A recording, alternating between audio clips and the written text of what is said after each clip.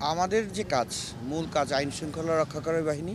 আমাদের কাজ হচ্ছে জনসাধারণের চলাফেরা এটা তারা যাতে নির্বিঘ্নে করতে পারে, তাদের নিরাপত্তার জানমালের নিরাপত্তা আমাদের নিশ্চিত করা। আমরা সেই জন্যই নিয়োজিত আছি।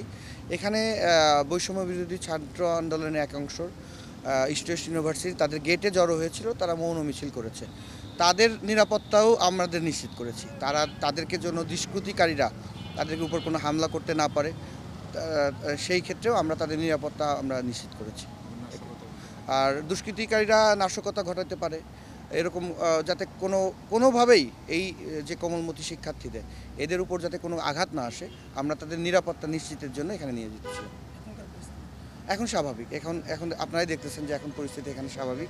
এখানে কোনো বিশৃঙ্খলা কোনো কিছু নেই, এখানে কোনো শিক্ষার্থীও নেই। এখন আমাদের সার্ভিসটা এমন, আমরা 24 ঘন্টায় আমরা মানুষের নিরাপত্তা দিয়ে থাকি। আমরা কখনো মানে দৃশ্যমান, কখনো আড়ালে থেকে আমরা মানুষের নিরাপত্তা নিশ্চিত করি। আমরা মানুষের নিরাপত্তার জন্য যা করা দরকার আমরা সব করি।